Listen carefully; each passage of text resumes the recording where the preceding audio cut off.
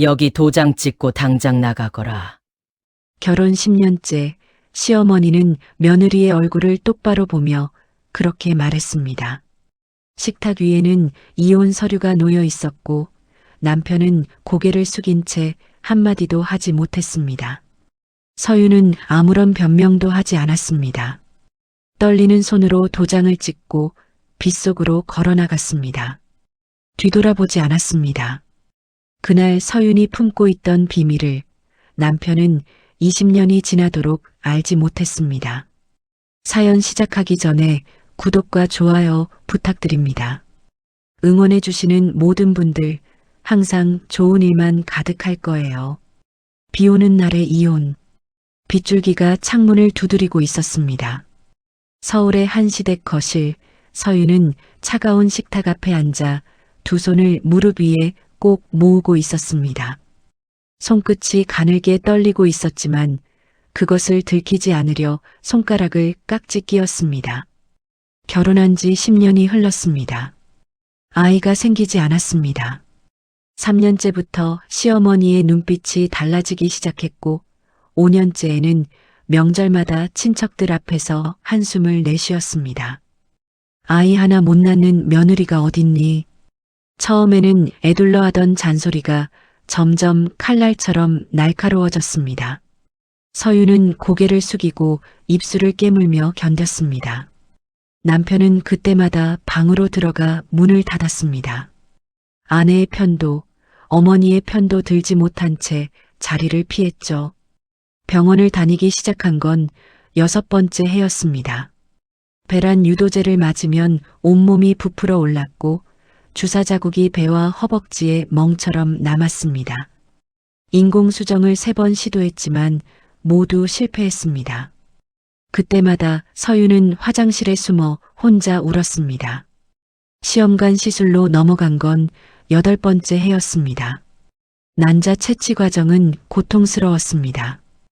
호르몬제의 부작용으로 감정 기복이 심해져 한밤중에 이유 없이 눈물이 쏟아지기도 했습니다. 첫 번째, 두 번째 시험관 모두 착상에 실패했습니다. 그 무렵 시어머니는 남편에게 전화를 걸어 말했습니다. 태준아, 그 여자 보내고 새 사람 만나라. 엄마가 좋은 집안 딸 알아봐놨다. 부엌에서 설거지를 하던 서윤의 귀에 그 목소리가 그대로 들렸습니다. 손에서 힘이 빠져 접시가 바닥에 떨어졌습니다. 깨진 파편 위로 물이 흘렀지만 서윤은 한동안 움직이지 못했습니다. 그리고 9번째 해, 3번째 시험관 시술, 기적이 일어났습니다. 임신 테스트기에 2줄이 나타난 것이었습니다. 병원에서 확인한 결과는 더 놀라웠습니다. 쌍둥이였습니다.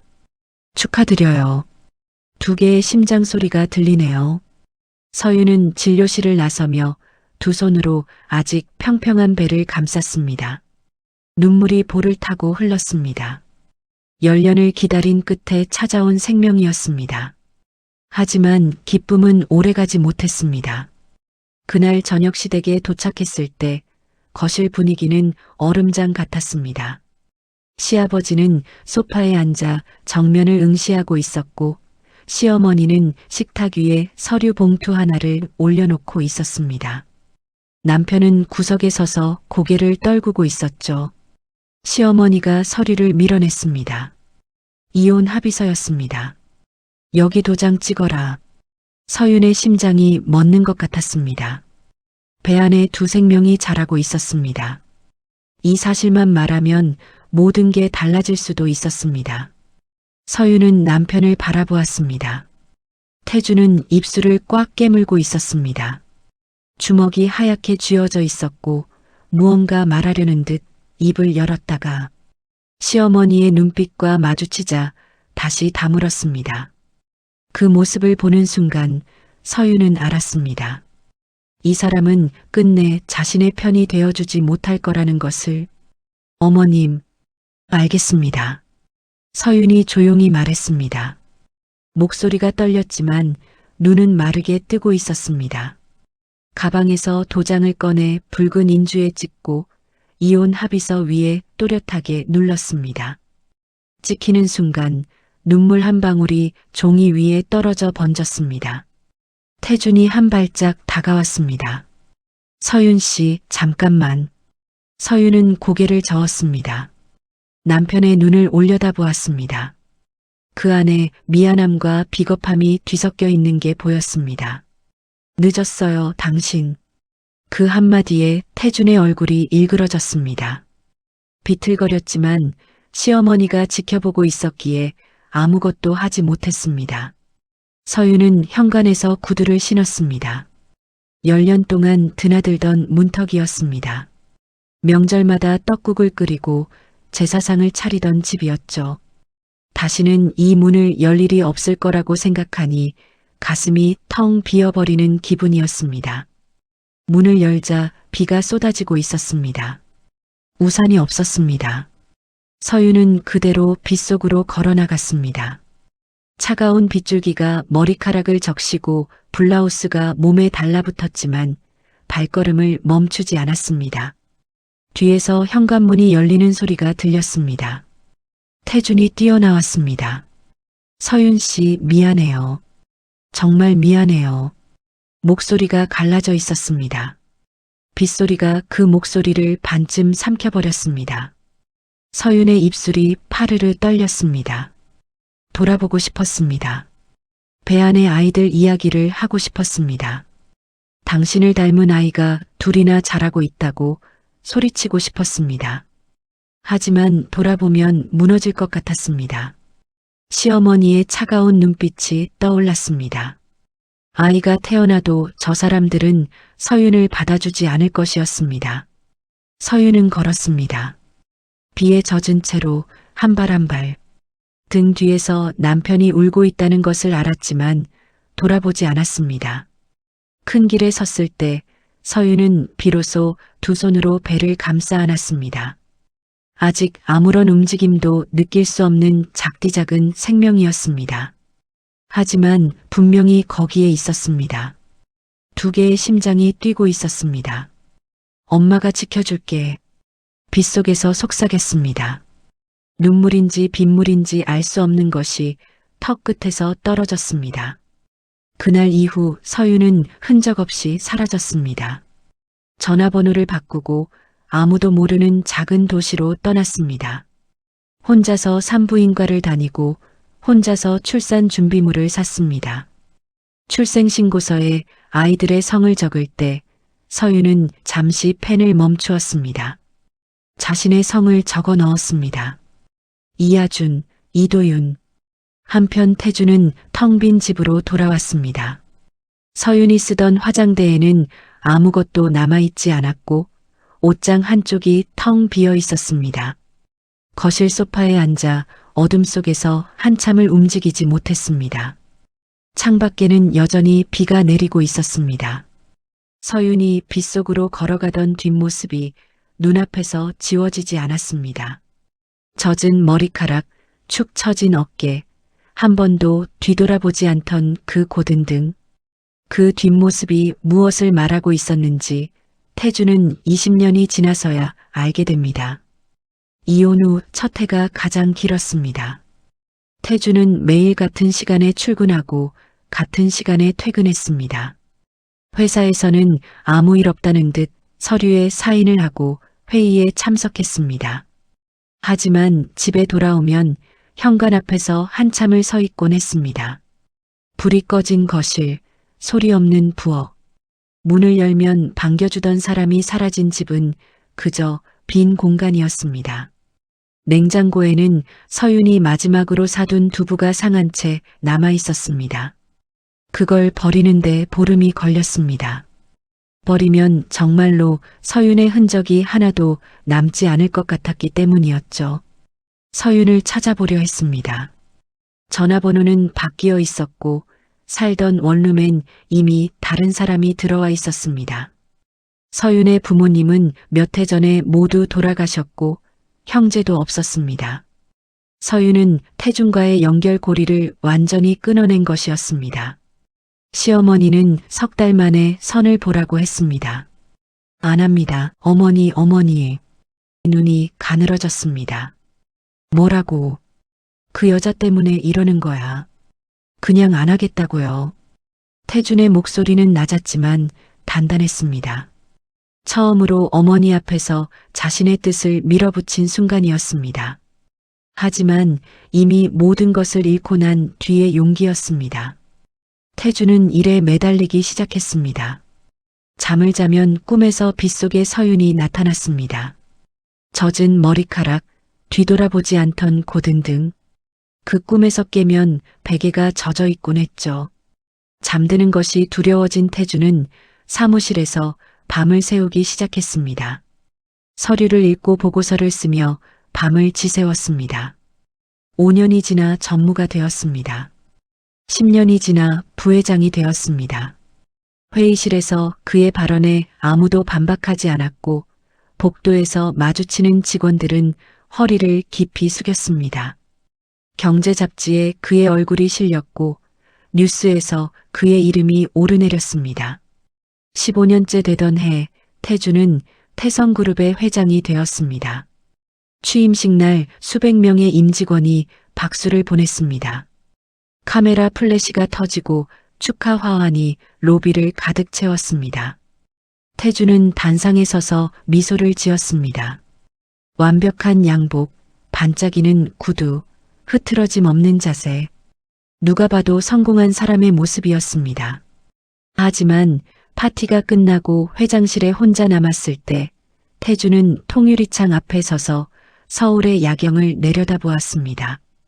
수만 개의 불빛이 반짝이고 있었지만 그중 어느 하나도 자신을 기다리는 불빛은 아니었습니다. 20년 동안 태준은 재혼하지 않았습니다. 어머니가 아무리 재촉해도 주변에서 아무리 소개를 시켜도 한 번도 나가지 않았습니다. 다른 누군가와 식탁에 마주 앉는 것이 서윤에 대한 배신 같았기 때문입니다. 지켜주지 못한 사람이 다른 누군가에게 행복을 약속할 자격 따위 없다고 느꼈습니다. 해가 바뀌고 머리카락에 흰 것이 섞이고 이마에 주름이 깊어졌습니다. 문득 생각했습니다. 서윤은 지금 어떤 모습일까? 잘 지내고 있을까? 하지만 그 생각은 금세 덮어버렸습니다. 생각하면 무너질 것 같았으니까요. 그러던 어느 가을날이었습니다. 20년째 되는 해의 어느 오후 태준은 회장실에서 사업 보고서를 검토하고 있었습니다. 비서가 조심스럽게 문을 두드렸습니다. 회장님, 개인 문자가 하나 왔는데요. 한번 보시는 게 좋을 것 같습니다. 비서의 목소리에 평소와 다른 무게가 실려 있었습니다. 태준은 고개를 들었습니다.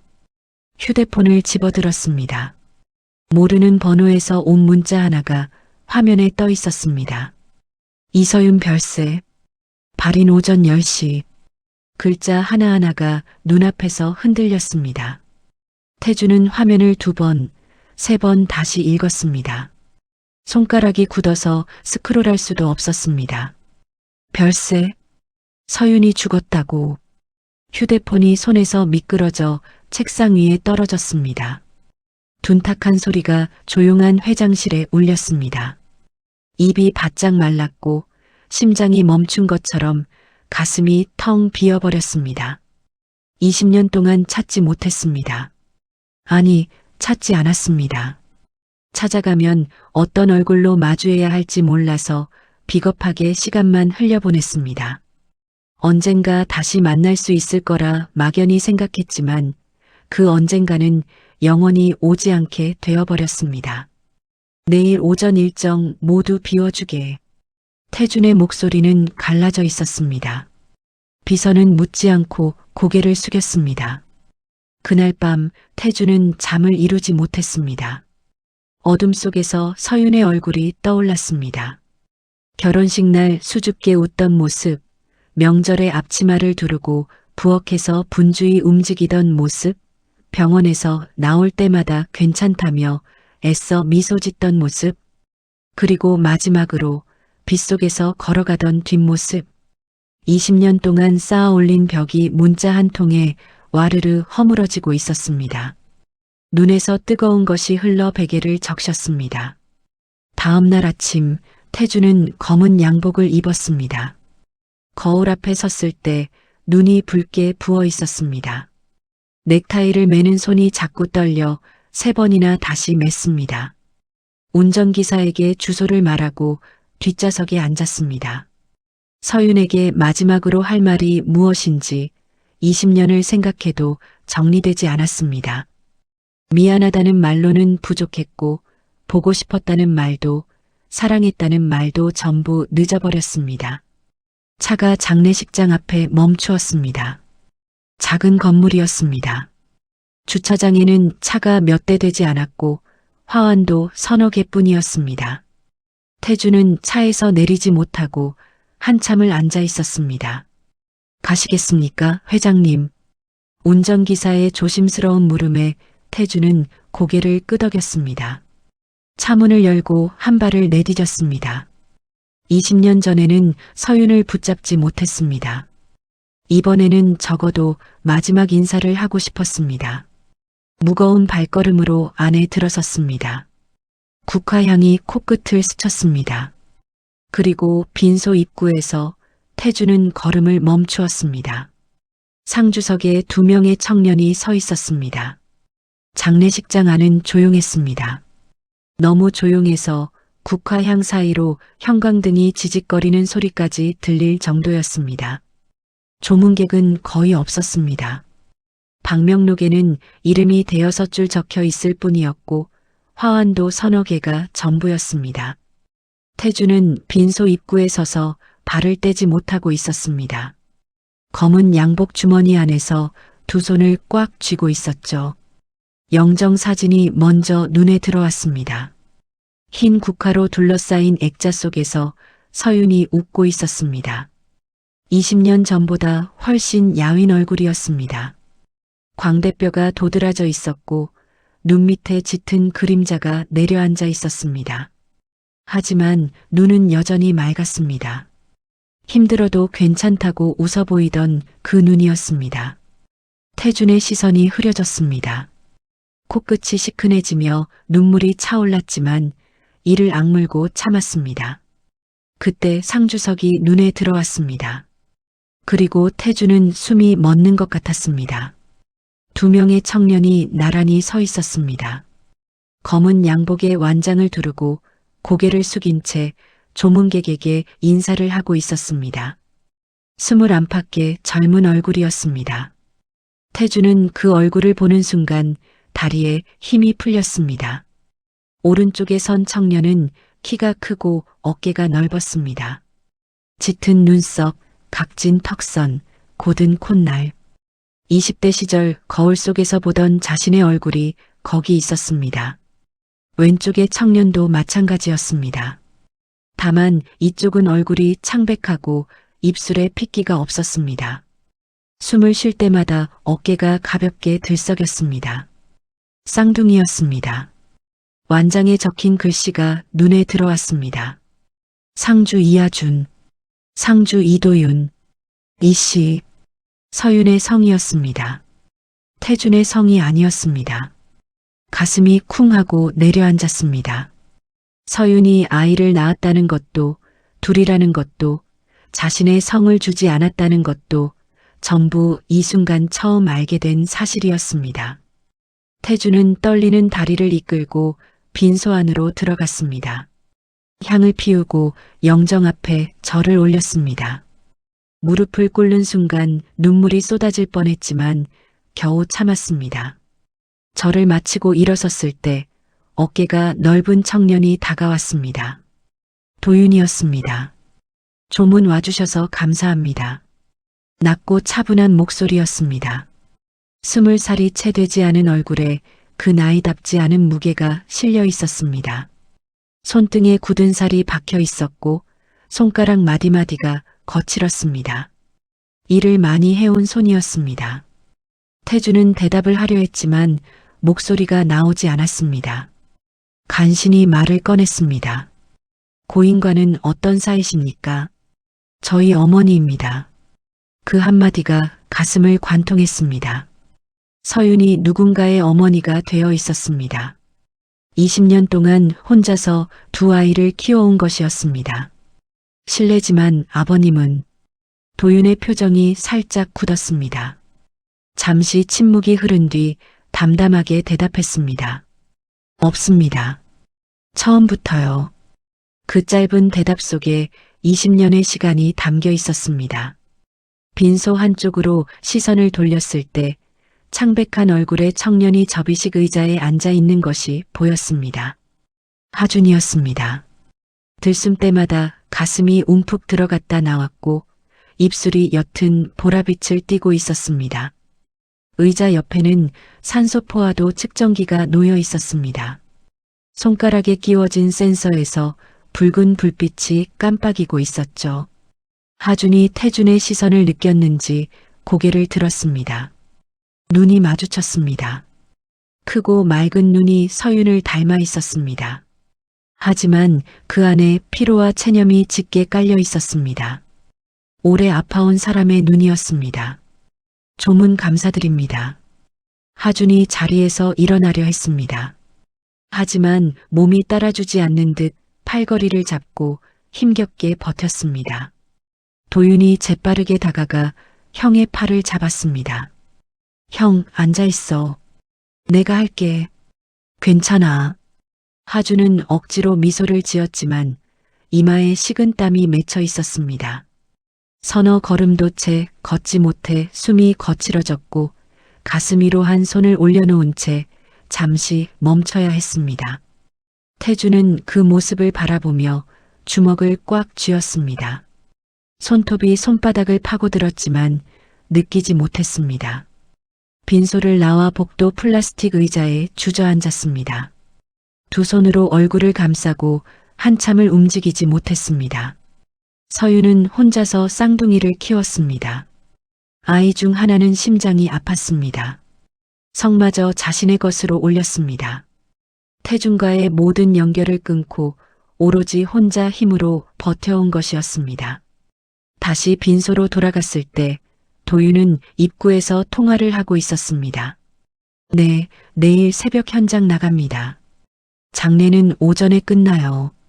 오후부터 가능합니다. 장례가 끝나기도 전에 일 걱정을 하고 있었습니다. 전화를 끄는 도윤의 어깨가 잠깐 축 처졌다가 이내 다시 곧게 펴졌습니다. 빈소 안에서는 하준이 다시 의자에 앉아 눈을 감고 있었습니다. 산소포화도 기계에서 가끔 수치가 떨어지면 기계음이 빨라졌고 그때마다 하준은 천천히 심호흡을 해서 수치를 올렸습니다. 익숙한 동작이었습니다. 수없이 반복해왔다는 뜻이었죠. 하나는 아파서 제대로 서지 못하고 하나는 아픈 형 대신 모든 것을 짊어지고 있었습니다. 어머니를 잃은 슬픔조차 느낄 여유가 없어 보였습니다. 이것이 서윤이 20년을 버티며 지켜온 것이었습니다. 태주는 장례식장을 나서며 뒤를 돌아보았습니다. 작은 빈소의 불빛이 복도 끝에서 희미하게 새어나오고 있었습니다. 아직 확신할 수는 없었지만 온몸이 말하고 있었습니다. 저 아이들은 자신의 아들이라고. 태주는 장례식장을 떠나지 못했습니다. 차에 올라타 돌아가려 했지만 시동을 걸 수가 없었습니다.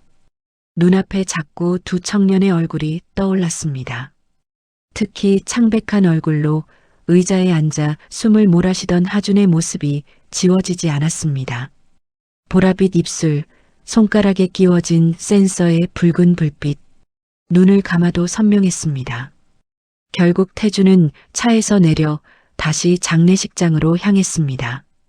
빈소에 들어가지는 않고 복도 끝 자판기 옆 의자에 조용히 앉았습니다. 밤이 깊어지자 조문객의 발길이 완전히 끊겼습니다. 빈소 안에는 두 청년만 남아 있었습니다. 도윤은 바닥에 무릎을 꿇고 앉아 형의 산소포화도 기계를 확인하고 있었습니다. 숫자를 읽고 센서 위치를 조정하고 담요를 끌어올려 형의 어깨를 덮어주었습니다. 20살이 채 안 된 청년이 보호자처럼 움직이고 있었죠. 하주는 접이식 의자에 기대어 눈을 감고 있었습니다. 자는 것처럼 보였지만 호흡이 고르지 않았습니다. 가끔 숨이 걸리듯 끊기면 가슴이 크게 들썩였고 그때마다 도윤의 손이 형의 등을 쓸어주었습니다. 새벽 2시쯤이었습니다. 하준이 갑자기 기침을 시작했습니다. 처음에는 가벼운 기침이었지만 곧 멈출 수 없을 만큼 거세졌습니다. 온몸이 웅크러들며 어깨가 심하게 흔들렸고 얼굴이 순식간에 새하얘졌습니다. 산소포화도 기계에서 경고음이 울리기 시작했습니다. 도윤이 벌떡 일어나 형의 등을 두드렸습니다. 형, 천천히 숨 쉬어. 하주는 고개를 들지 못한 채 한 손으로 가슴을 움켜쥐었습니다. 입술이 점점 더 짙은 보라색으로 변해갔습니다. 도윤이 가방에서 작은 산소캔을 꺼내 형의 코와 입 앞에 대주었습니다. 하준이 산소를 들이마시자 기침이 조금씩 가라앉았고 산소포화도 숫자가 천천히 올라갔습니다. 태주는 복도에서 빈소 입구까지 다가가 문틈으로 안을 바라보았습니다. 손이 떨리고 있었습니다. 당장 달려가 무언가를 해주고 싶었지만 이름도 모르는 조문객이 끼어들 상황이 아니었습니다. 기침이 멈춘 뒤 하준이 지친 목소리로 말했습니다. 미안해, 도윤아. 도윤은 아무 말 없이 형의 이마에 맺힌 땀을 수건으로 닦아주었습니다. 미안하긴. 형이 잘못한 게 뭐가 있어. 대수롭지 않게 말했지만 목소리 끝이 살짝 갈라졌습니다. 태주는 복도로 돌아와 의자에 앉았습니다. 휴대폰을 꺼내 검색창을 열었습니다. 선천성 심장병, 수술, 비용. 손가락이 떨려 오타가 계속 났습니다. 검색 결과를 읽어내려가며 얼굴이 점점 굳어졌습니다. 수천만 원에서 억 단위까지. 해외 의료진이 참여하면 비용은 더 올라갔습니다. 성인이 될 때까지 정기 검진과 약값이 계속 들었고 합병증이 생기면 추가 수술도 필요했습니다. 서윤이 이 비용을 혼자 감당하려 했다는 것이었습니다. 날이 밝기 시작했습니다. 태주는 밤새 한숨도 자지 못한 채 앉아 있었습니다. 빈소 안에서 도윤의 목소리가 들려왔습니다. 전화를 받고 있었습니다. 네, 이하준 보호자입니다. 수술 대기 명단에 올라가 있죠. 비용이요. 네, 알고 있습니다. 준비하고 있습니다. 전화를 끄는 도윤이 잠시 눈을 감았습니다. 그리고 자고 있는 형의 얼굴을 물끄러미 내려다보았습니다. 그 눈에 두려움이 스쳐 지나갔습니다. 순식간에 사라졌지만 태준은 놓치지 않았습니다. 태준도 휴대폰을 들어 비서에게 전화를 걸었습니다. 서울 시내 대학병원 심장외과 중에서 선천성 심장병 수술 전문 의료진 명단을 확인해줘. 수술 대기 환자 중에 이하준이라는 이름이 있는지도 알아보고. 비서가 잠깐 당황한 기색이었지만 곧 차분하게 대답했습니다. 알겠습니다, 회장님. 빈소 안에서 하준이 깨어나 있었습니다. 의자에 앉은 채 영정 사진을 가만히 올려다보고 있었습니다. 눈에 눈물이 고여 있었지만 흘러내리지는 않았습니다. 도윤이 종이컵에 물을 담아 형에게 건넸습니다. 형, 약 먹어야지. 비닐봉지에서 약통을 꺼내 뚜껑을 열었습니다. 알약이 5가지나 되었습니다. 하준은 고분고분 약을 받아 한 알씩 삼켰습니다. 하준이 마지막 약을 삼키며 조용히 말했습니다. 엄마가 이거 잊어버릴까봐 매일 알람 맞춰놨었는데. 도윤이 입술을 꽉 깨물었습니다. 고개를 돌렸습니다. 형에게 눈물을 보이지 않으려는 것이 역력했습니다. 태주는 그 장면을 보며 심장이 쥐어짜이는 것 같았습니다.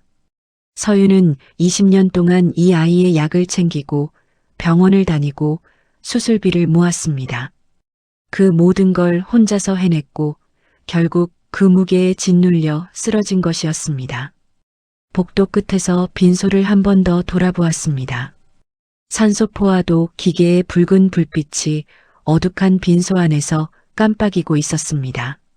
의사는 이번 달 안에 수술하지 못하면 위험하다고 했습니다. 태주는 주먹을 꽉 쥐었습니다. 이번에는 두려움 때문이 아니었습니다. 20년 전에는 아무것도 하지 못했습니다. 하지만 지금은 달랐습니다. 지금의 태준에게는 할 수 있는 것이 있었습니다. 서윤의 20년은 전쟁이었습니다. 이혼 후 서윤이 처음 도착한 곳은 경기도 외곽의 작은 도시였습니다. 보증금 300만 원짜리 반지하 원룸이었습니다. 곰팡이 냄새가 벽에 배어 있었고 장마철이면 바닥에 물이 올라왔습니다. 하지만 서윤에게 선택지는 없었습니다. 출산은 혼자였습니다. 진통이 시작된 건 새벽 3시였습니다. 분만실에서 손을 잡아줄 사람은 아무도 없었습니다. 첫째가 나오고 둘째가 나왔습니다. 간호사가 두 아기를 가슴 위에 올려주었을 때 서윤은 지쳐서 말도 못하면서 눈물만 흘렸습니다. 하지만 기쁨은 길지 않았습니다. 첫째 하준의 심장에서 잡음이 들렸습니다. 선천성 심장 기형이었습니다. 심실 중격에 결손이 있습니다. 성장하면서 수술이 필요할 수 있어요. 서윤은 신생아실 유리 너머로 하준을 바라보았습니다. 인큐베이터 안에서 가느다란 팔다리를 움직이는 아기. 가슴에 붙은 센서가 작은 심장의 박동을 기록하고 있었습니다. 엄마가 고칠게. 반드시 고칠게. 그날부터 서윤의 삶은 오직 하나를 향해 달렸습니다. 아이들이 도를 지나자 서윤은 일을 시작했습니다. 새벽 5시에 아이들에게 분유를 먹이고 이웃 할머니에게 맡겼습니다. 6시에 동네 식당 주방으로 갔습니다. 설거지와 재료 손질, 뜨거운 물에 손이 벌겋게 부르텄고 기름때가 손톱 밑에 끼었습니다. 오후 1시에 식당 일이 끝나면 공장으로 향했습니다. 포장 라인에서 상자를 접고 물건을 넣고 테이프를 붙였습니다. 같은 동작을 수백 번 반복하면 손목이 저리고 어깨가 굳었습니다. 저녁 8시에 공장 문을 나서면 잠깐 집에 들러 아이들을 재웠습니다. 하준에게 약을 먹이고 도윤의 기저귀를 갈고 두 아이가 잠들면 다시 나갔습니다. 밤 10시부터 새벽 2시까지 대리운전이었습니다. 비 오는 날이면 빗속에서 다음 콜을 기다리며 버스 정류장에 서 있어야 했습니다. 하루 4시간도 못 자는 생활이었습니다. 하주는 자라면서 자주 아팠습니다. 감기가 열흘 넘게 끓었고 숨이 가빠지면 밤새 안고 등을 두드려줘야 했습니다. 응급실에 실려간 적이 한두 번이 아니었습니다. 서윤은 택시비조차 아까워 하준을 업고 뛰었습니다. 도윤은 형과 달리 튼튼하게 자랐습니다. 하지만 어릴 때부터 형이 아프면 자기 것을 양보하는데 익숙해졌습니다. 놀이터에서 친구들과 뛰어노는 대신 집에서 형의 산소포화도 기계를 지켜보는 아이였습니다. 서윤은 정기 검진 때마다 의사의 말에 귀를 기울였습니다. 수술 시기가 다가오고 있습니다. 비용은 준비되고 계신가요? 고개를 끄덕였지만 통장 잔고는 턱없이 부족했습니다. 약값과 검진비만으로도 허리가 휘었습니다. 생명보험까지 해약했고 환급금은 석 달치 병원비로 사라졌습니다. 그래도 모자랐습니다. 서윤은 사채에 손을 댔습니다. 이자가 얼마인지 알면서도 다른 방법이 없었습니다. 몸이 망가지고 있다는 걸 서윤도 알았습니다. 아침에 어지러워서 벽을 짚어야 했고 편의점 삼각김밥 하나로 한 끼를 때우는 날이 대부분이었습니다. 코피가 자주 났고 두통이 잦아졌습니다.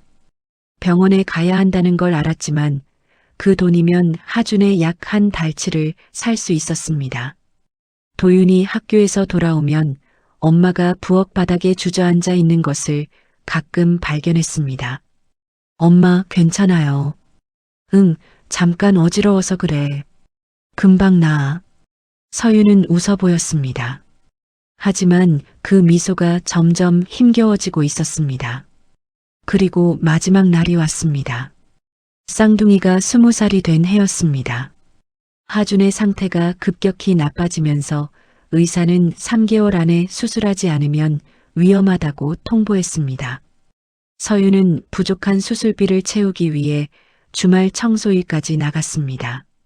그날도 새벽 대리운전을 마치고 돌아오는 길이었습니다. 새벽 3시, 인적 없는 골목길. 서유는 걸으면서 수술비 통장 잔액을 확인하고 있었습니다. 마지막으로 보낸 문자가 화면에 남아 있었습니다. 하준이 수술비 조금만 더. 문자를 다 쓰지도 못했습니다. 갑자기 머릿속에서 무언가 터지는 듯한 통증이 왔습니다. 시야가 하얘지고 다리에 힘이 풀렸습니다. 서유는 골목 바닥에 쓰러졌습니다. 휴대폰이 아스팔트 위로 떨어졌고 화면에 다 쓰지 못한 문자가 빛나고 있었습니다. 뇌출혈이었습니다. 지나가던 행인이 구급차를 불렀지만 병원에 도착했을 때는 이미 늦은 뒤였습니다. 20년 동안 서유는 단 하루도 쉬지 않았습니다. 자신을 위해 쓴 돈은 거의 없었습니다. 세상에서 서윤이 가진 전부는 2 아들뿐이었고 그 아이들을 지키기 위해 자신을 불태운 것이었습니다.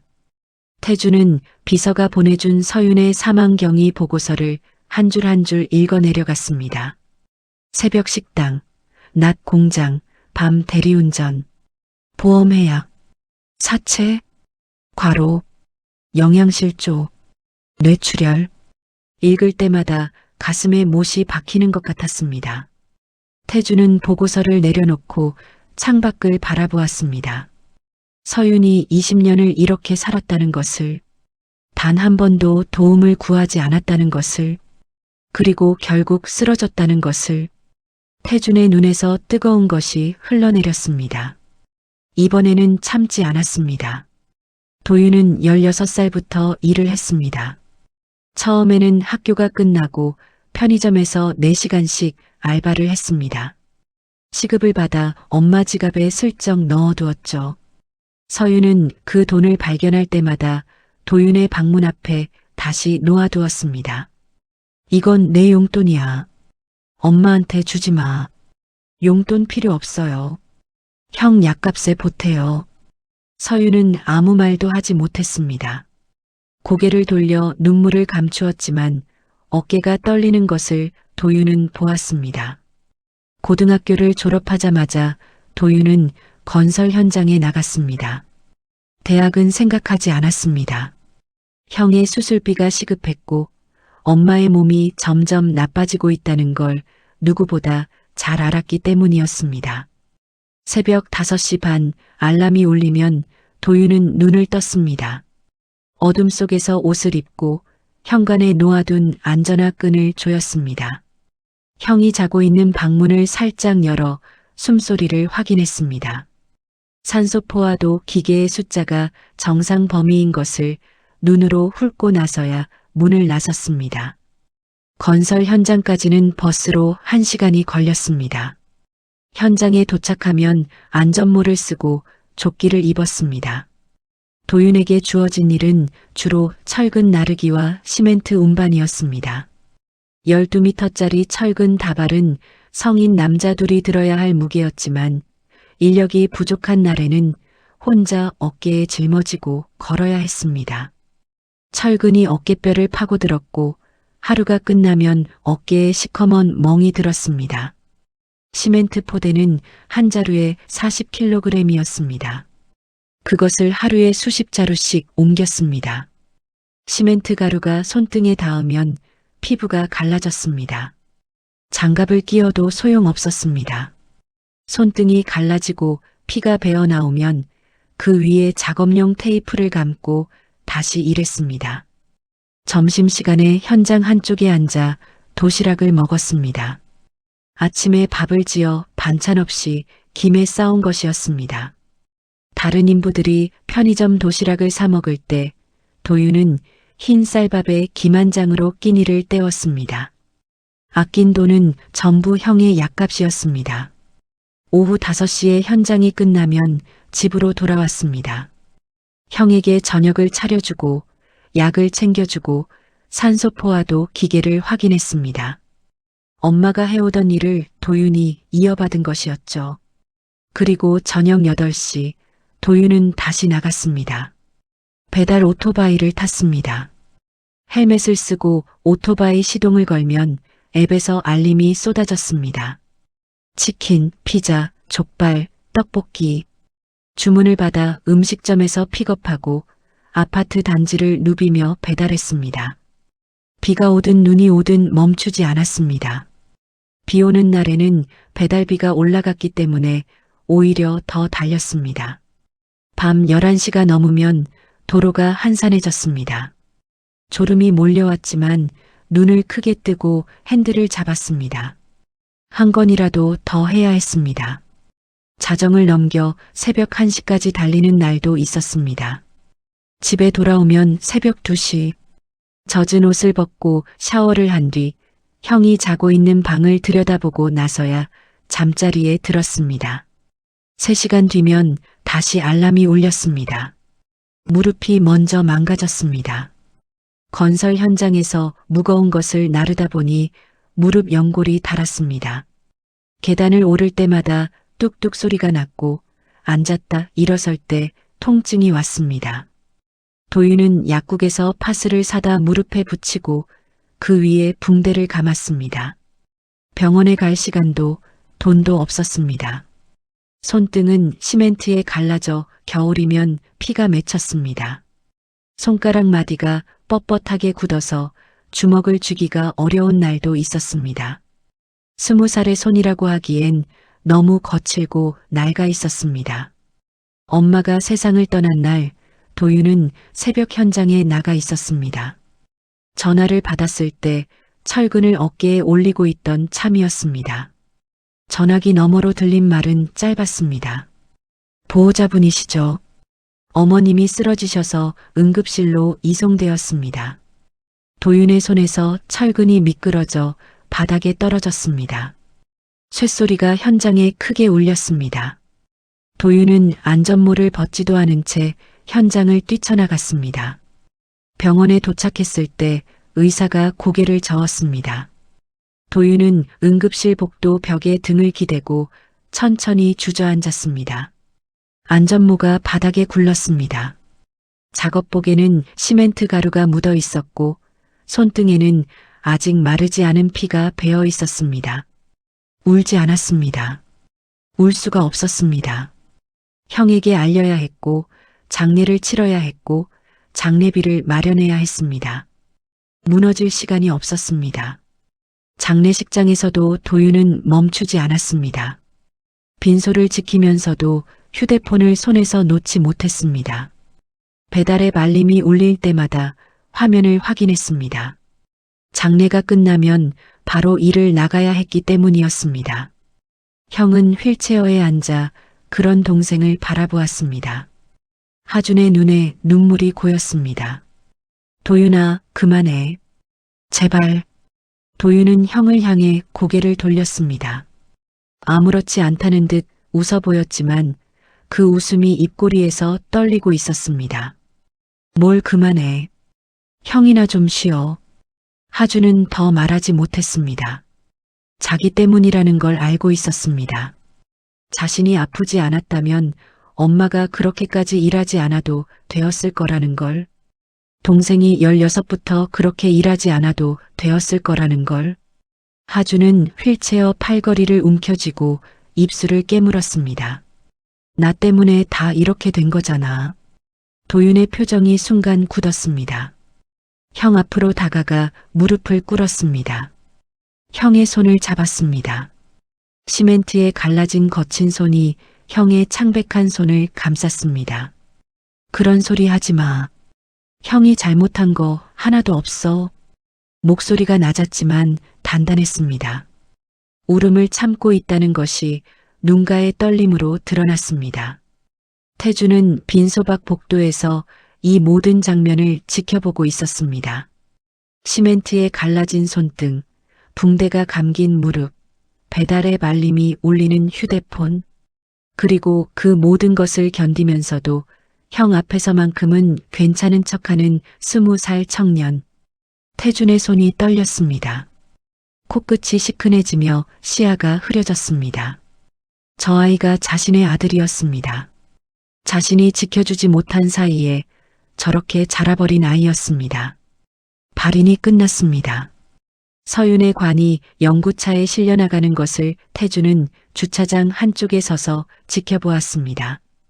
도윤이 관 옆에 서서 묵묵히 걸었고 하주는 휠체어에 앉은 채 뒤따랐습니다. 화장장으로 향하는 영구차가 떠나고 나자 장례식장은 텅 비었습니다. 태준은 떠나야 했지만 발이 떨어지지 않았습니다. 빈소가 있던 자리로 다시 올라갔습니다. 화환이 치워지고 국화가 쓸려나간 빈 방에는 서윤의 흔적이 거의 남아있지 않았습니다. 다만 한쪽 구석에 낡은 가방 하나가 놓여 있었습니다. 검은색 청가방이었습니다. 지퍼 부분이 닳아 있었고 어깨끈 한쪽이 실로 꿰매져 있었습니다. 오래 쓴 물건이었습니다. 도윤이 치우다 입고 간 것 같았습니다. 태준은 가방 앞에 서서 한참을 내려다보았습니다. 손을 뻗었다가 멈추기를 몇 번이나 반복했습니다. 남의 유품을 함부로 만져서는 안 된다는 것을 알면서도 무언가에 이끌리듯 결국 가방을 집어들었습니다. 가방 안에는 물건이 많지 않았습니다. 낡은 지갑, 약봉지 몇 개, 작은 수첩, 그리고 봉투 하나. 봉투는 누렇게 바른 편지지가 들어 있었습니다. 20년은 된 듯한 종이였습니다. 접힌 자국이 깊었고 모서리가 해져 있었습니다. 수없이 접었다 펼쳤다 한 흔적이었죠. 태준은 떨리는 손으로 편지를 펼쳤습니다. 서윤의 필체가 눈에 들어왔습니다. 둥글둥글하고 또박또박한 글씨. 20년 전이나 지금이나 변하지 않은 그 글씨체를 보는 순간 심장이 쿵 하고 내려앉았습니다. 태준 씨에게 이 편지를 쓸까 말까 수백 번을 고민했어요. 쓰고 나서도 보낼 수가 없었어요. 보내면 당신이 힘들어질까봐, 보내면 당신의 삶이 흔들릴까봐 그게 두려웠어요. 태준 씨, 저 임신했었어요. 이혼 도장을 찍던 그날 뱃속에 아기가 있었어요. 하나가 아니라 둘이에요. 쌍둥이에요. 태준의 손이 심하게 떨렸습니다. 글자가 눈앞에서 흔들려 제대로 읽히지 않았습니다. 눈을 크게 뜨고 다시 한 줄 한 줄 읽어 내려갔습니다. 병원에서 초음파를 볼 때 2개의 심장이 뛰고 있었어요. 그 소리를 듣는 순간 세상을 다 가진 기분이었어요. 당신에게 바로 말하고 싶었어요. 우리 아기가 생겼다고, 그것도 둘이나 라고요. 하지만 그날 저녁 어머님이 이혼 서류를 내미셨을 때 저는 알았어요. 이 사실을 말해도 달라지는 건 없을 거라고요. 아이가 생겼다고 해서 어머님이 저를 받아주실 리 없었어요. 오히려 아이들까지 그 차가운 시선 아래 놓이게 될 것 같았어요. 그리고 당신을 보았어요. 어머님 앞에서 아무 말도 하지 못하는 당신을, 입을 열었다 닫는 당신을. 저는 그 모습을 보면서 마음을 굳혔어요. 이 사람을 이 자리에서 꺼내줘야겠다고. 제가 떠나면 당신은 적어도 어머님과 부딪히지 않아도 되니까요. 태준의 눈에서 눈물이 떨어져 편지지 위에 번졌습니다. 20년 전 이혼 도장을 찍던 날 서윤의 눈물이 합의서 위에 떨어졌던 것처럼 아이들 이름은 하준이와 도윤이로 지었어요. 성은 제 성을 줬어요. 당신의 성을 주고 싶었지만 그러면 당신에게 연결될 수 있잖아요. 당신의 삶에 짐이 되고 싶지 않았어요. 하준이는 심장이 좀 아파요. 선천성이래요. 의사 선생님은 수술하면 나을 수 있다고 했어요. 제가 꼭 고칠 거예요. 걱정하지 마세요. 도윤이는 건강하고 씩씩해요. 형을 잘 챙겨요. 당신 어릴 때 사진이랑 똑같이 생겼어요. 둘 다 당신을 많이 닮았어요. 태주는 더 이상 읽을 수가 없었습니다. 편지를 든 채 무릎이 꺾였습니다. 장례식장 바닥에 주저앉았습니다. 어깨가 들썩이며 소리 없는 울음이 터져 나왔습니다. 서윤은 알고 있었습니다. 쌍둥이를 임신한 채 이혼 도장을 찍었습니다. 남편을 지키기 위해 아이들의 존재를 숨겼습니다. 성마저 자신의 것으로 올려 연결고리를 끊었습니다. 그리고 20년을 혼자서 버텼습니다. 태주는 바닥에 앉은 채 편지의 마지막 부분을 읽었습니다. 글씨가 흐려져 있었습니다. 서윤의 눈물 자국인 것 같았습니다. 태준 씨, 당신을 원망하지 않아요. 한 번도 원망한 적 없어요. 그날 빗속에서 당신이 제 뒤에서 울고 있었다는 거 알아요. 당신도 힘들었다는 거 알아요. 다만 한 가지 부탁이 있어요. 만약 언젠가 이 편지를 보게 된다면 제발 자신을 너무 탓하지 마세요. 저는 제 선택을 후회하지 않아요. 하준이와 도윤이가 있어서 저는 행복했어요. 정말이에요. 당신도 행복하세요. 서윤. 태주는 편지를 가슴에 끌어안았습니다. 구겨질까 조심하면서도 놓을 수가 없었습니다. 20년 동안 서윤이 혼자 품고 있었던 진실이 손안에 있었습니다. 서윤은 마지막까지 남편을 걱정하고 있었습니다. 자신은 새벽 식당에서 설거지를 하고 공장에서 포장 상자를 접고 밤에 대리운전을 하면서도 편지 속에서는 걱정하지 말라고 자신을 탓하지 말라고 쓰고 있었습니다. 태주는 한참을 울었습니다. 텅 빈 장례식장에서 아무도 없는 빈 방에서 50이 넘은 사내가 바닥에 주저앉아 어깨를 들썩이며 울었습니다. 20년 동안 쌓아둔 것이 한꺼번에 무너져 내리고 있었습니다. 얼마나 지났을까? 눈물이 먹고 나서 태주는 천천히 일어났습니다. 편지를 조심스럽게 접어 양복 안주머니에 넣었습니다. 가방 안에 수첩을 펼쳤습니다. 빼곡하게 적힌 숫자들이 눈에 들어왔습니다. 병원비, 약값, 검진비, 이자. 서윤이 20년 동안 기록한 가계부였습니다. 수입과 지출이 빈틈없이 적혀 있었고 매달 적자였습니다. 수첩의 마지막 페이지에는 수술비 목표 금액과 현재 모은 금액이 적혀 있었습니다. 목표의 3분의 1도 채우지 못한 숫자였습니다. 태주는 수첩을 덮었습니다. 두 손이 떨렸지만 눈빛은 달라져 있었습니다. 두 청년은 자신의 아들이었습니다. 더 이상 의심의 여지가 없었습니다. 서윤이 20년을 걸어 지켜온 아이들. 자신의 성 대신 엄마의 성을 달고 아버지 없이 자라온 아이들. 한 명은 심장이 아프고 한 명은 온몸이 상처투성이인 아이들. 태주는 장례식장을 나섰습니다. 가을바람이 얼굴을 스쳤습니다. 눈이 부어 있었고 양복이 구겨져 있었지만 걸음은 달라져 있었습니다. 이제 무엇을 해야 하는지 알고 있었습니다. 장례식장을 나선 태주는 곧바로 회사로 향하지 않았습니다. 화장장으로 가주게. 서윤의 발인 행렬을 멀찍이 따라간 것이었습니다. 화장장 주차장에 차를 세우고 창문 너머로 지켜보았습니다. 도윤이 형의 휠체어를 밀며 건물 안으로 들어가는 뒷모습이 보였습니다. 두 청년 외에 함께하는 사람은 아무도 없었습니다. 1시간쯤 뒤 두 청년이 밖으로 나왔습니다. 도윤이 유골함을 두 팔로 꼭 안고 고개를 숙인 채 걸었습니다. 하주는 휠체어에서 고개를 돌려 가을 하늘을 올려다보고 있었습니다. 잔인할 만큼 맑은 하늘이었습니다. 태주는 그 모습을 보며 결심했습니다. 더 이상 멀리서 지켜보기만 할 수는 없었습니다. 회사로 돌아온 태주는 비서를 불렀습니다. 이하준 환자의 수술 관련 정보는 확인했나? 서울 소재 대학병원 심장외과에 수술 대기 중이었습니다. 담당 교수, 예상 수술비, 대기 순서까지 정리된 서류를 받아 읽었습니다. 수술비 항목에서 눈이 멈추었습니다. 서윤의 수첩에 적혀 있던 목표 금액과 일치했습니다. 해외 의료진 중에서 선천성 심장 기형 수술 전문가를 찾아봐.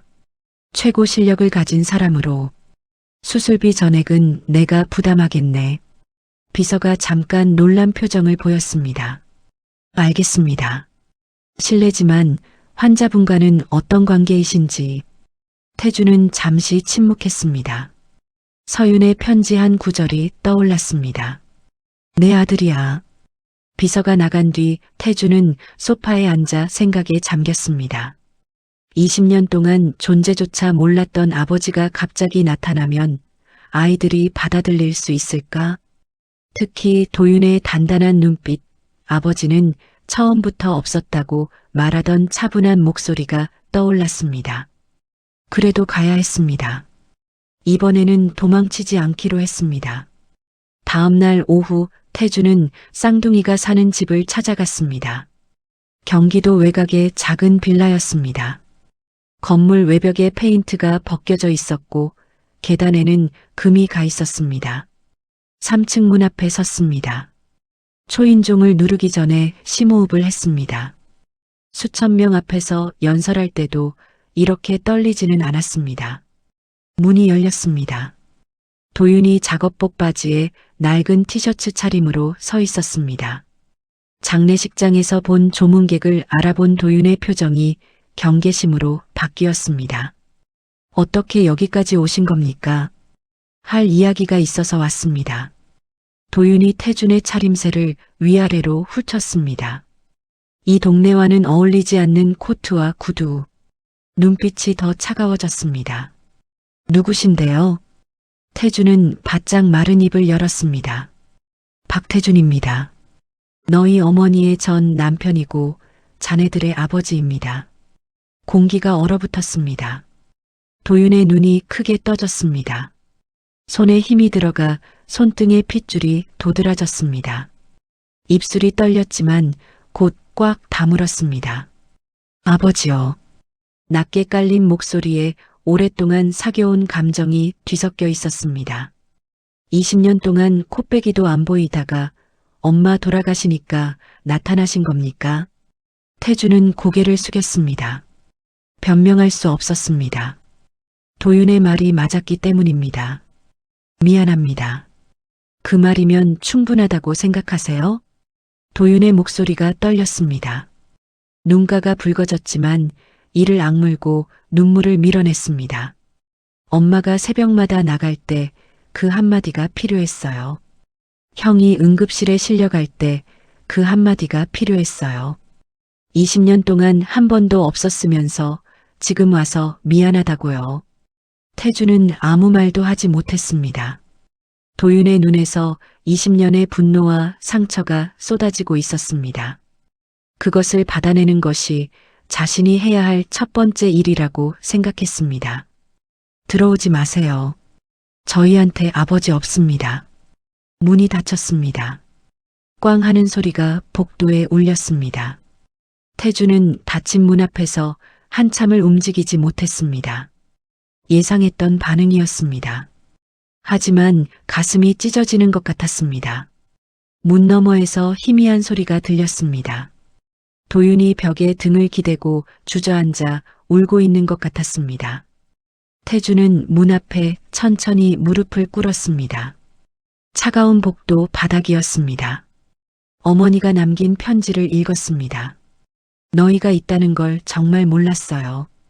그게 변명이 될 수 없다는 것도 압니다. 문 너머의 울음소리가 잦아들었습니다. 아버지라고 부르라는 게 아닙니다. 다만 형의 수술을 돕게 해주세요. 그것만이라도. 긴 침묵이 흘렀습니다. 태주는 천천히 일어나 명함 한 장을 문틈 아래로 밀어 넣었습니다. 생각이 바뀌면 연락해 주세요. 언제든 기다리겠습니다. 낡은 빌라 계단을 내려가면서 주머니 안의 편지를 만졌습니다.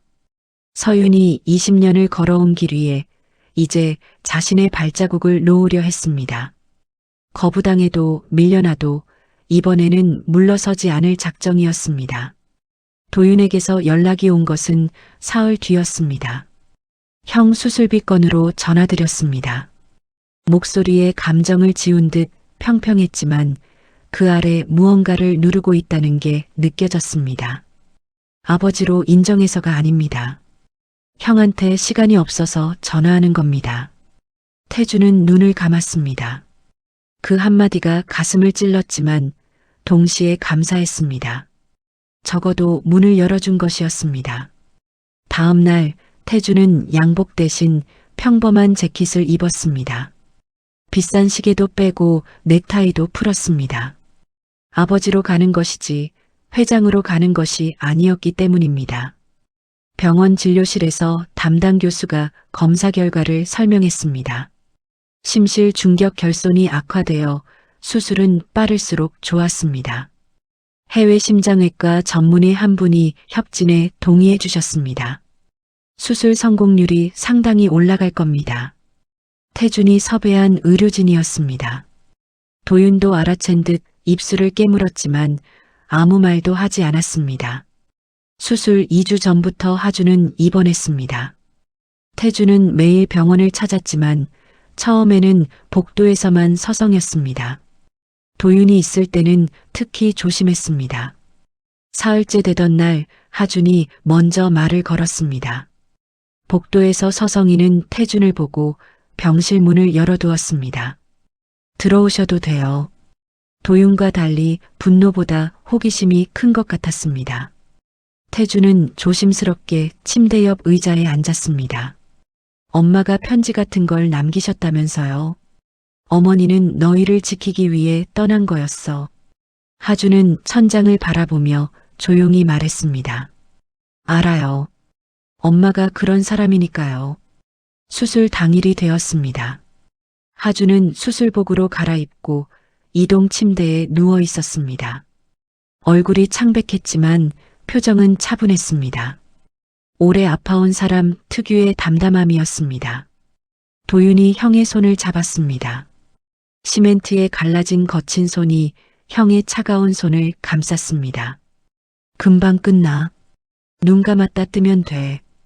도윤아, 나 괜찮아. 걱정하지 마.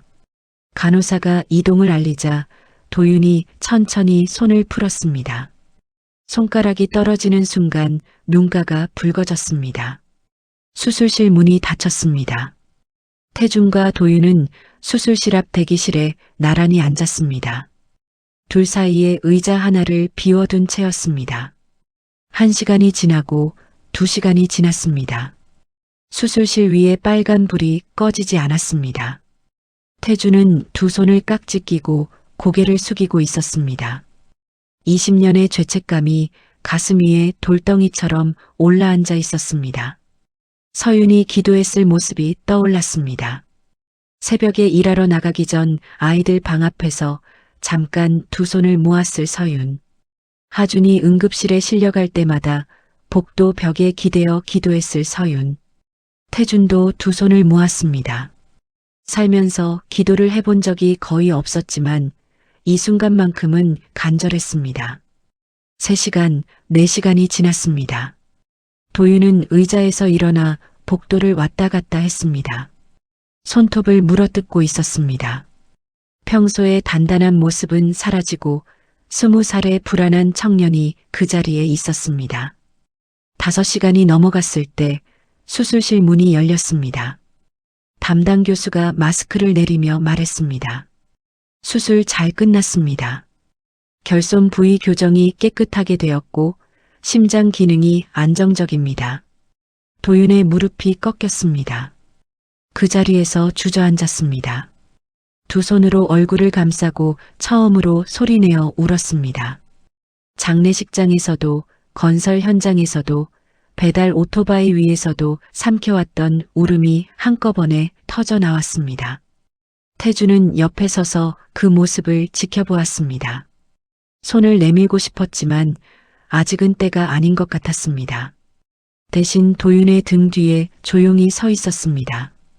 회복실에서 하준이 마취해서 깨어났습니다. 눈을 천천히 떴을 때 가장 먼저 본 것은 도윤의 울고 부은 얼굴이었습니다. 왜 울어? 목소리는 갈라져 있었지만 입꼬리가 살짝 올라가 있었습니다. 도윤은 대답 대신 형의 손을 꼭 잡았습니다. 모니터에 하준의 심장 박동이 찍히고 있었습니다. 규칙적이고 안정적인 파형이었습니다. 20회 동안 불안정하게 뛰던 심장이 처음으로 제대로 된 리듬을 찾은 것이었습니다. 태주는 회복실 유리 너머에서 그 모니터를 바라보았습니다. 규칙적으로 오르내리는 초록색 선. 자신의 아들의 심장이 안정적으로 뛰고 있었습니다. 태주는 복도 벽에 등을 기대고 천천히 미끄러져 앉았습니다. 눈에서 눈물이 흘렀지만 이번에는 슬픈 눈물이 아니었습니다. 서윤이 20년 동안 이루지 못했던 것이 마침내 이루어졌습니다. 하준의 회복은 놀라울 만큼 빨랐습니다. 수술 후 사흘째 하준은 처음으로 침대에서 상체를 일으켰습니다. 숨이 차오르지 않았습니다.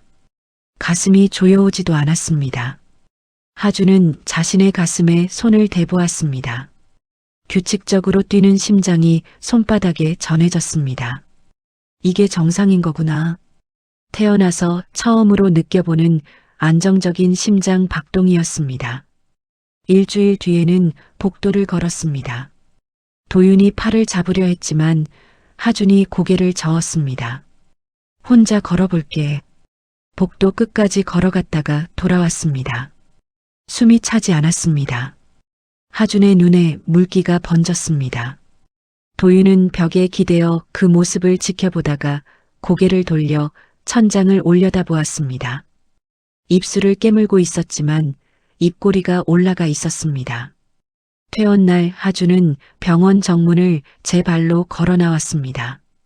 입술에 핏기가 돌아 있었습니다. 장례식장에서 보았던 보랏빛 입술이 아니었습니다. 태준이 조심스럽게 다가왔습니다. 갈 곳이 정해지지 않았다면 하준이 회복 기간 동안 내 집에서 지내지 않겠니? 도윤의 표정이 굳었습니다. 거절하려는 듯 입을 열었지만 하준이 동생의 팔을 잡았습니다. 더 이상 혼자 짊어지지 말라는 눈빛이었습니다. 도윤은 한참을 입을 다물고 있다가 낮은 목소리로 말했습니다. 회복 기간 동안만입니다. 태준의 집에 도착했을 때 두 청년은 현관 앞에서 한참을 서 있었습니다.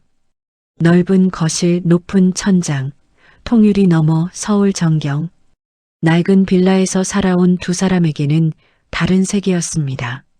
처음 며칠은 어색했습니다. 식탁에 셋이 앉아도 말이 거의 없었습니다.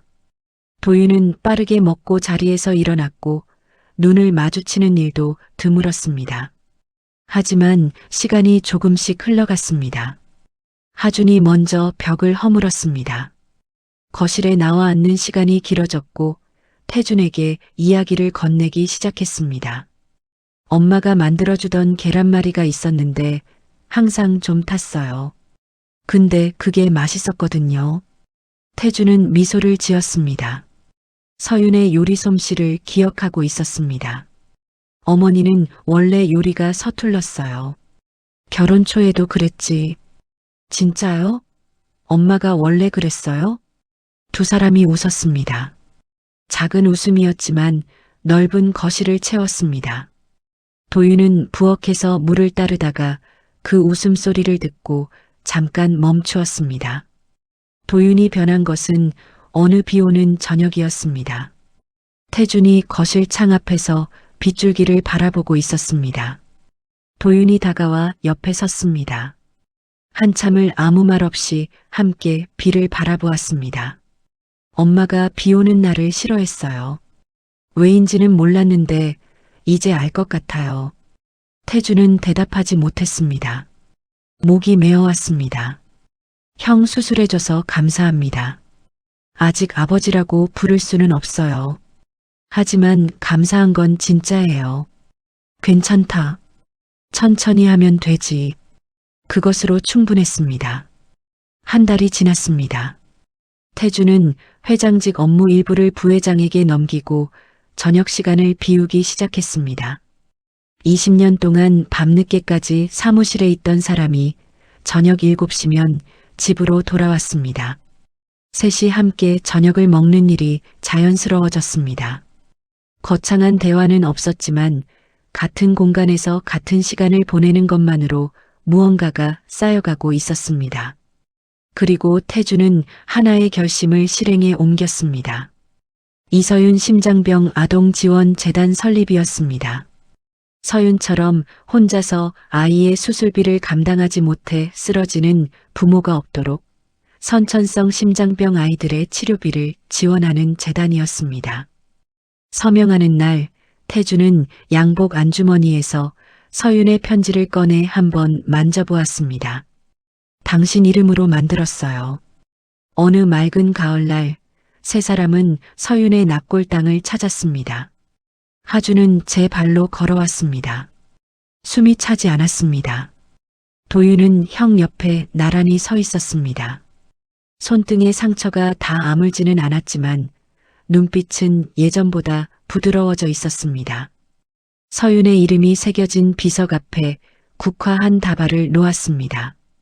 세 사람이 나란히 고개를 숙였습니다. 도윤이 비석을 바라보며 아주 낮은 목소리로 말했습니다. 엄마, 형 심장 이제 괜찮아요. 하준이 옆에서 고개를 끄덕였습니다. 눈가가 젖어 있었지만 미소를 짓고 있었습니다. 태주는 비석 앞에 무릎을 꿇었습니다. 이제는 절대 놓지 않겠습니다. 바람이 한번 크게 불었습니다. 국화향이 퍼져나갔습니다. 마치 서윤이 대답이라도 하는 것처럼 세 사람은 납골 땅을 나서며 나란히 걸었습니다. 아직 아버지라는 호칭은 없었습니다. 하지만 셋의 걸음이 자연스럽게 보폭을 맞추고 있었습니다.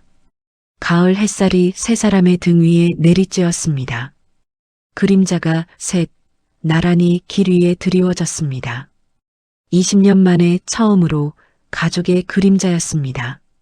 어떤 사랑은 말하지 않아서 더 깊습니다. 서윤은 20년을 침묵으로 버텼고 태주는 20년을 후회로 살았습니다. 늦었다고 생각한 순간이 사실은 마지막 기회였고 그 기회를 놓지 않은 것이 이 가족을 다시 만들었습니다. 사랑한다면 지금 말하세요. 지금 붙잡으세요. 20년이라는 시간은 생각보다 빠르게 지나가니까요. 마지막으로 구독과 좋아요 부탁드리면서 지금까지 사람 책방이었습니다.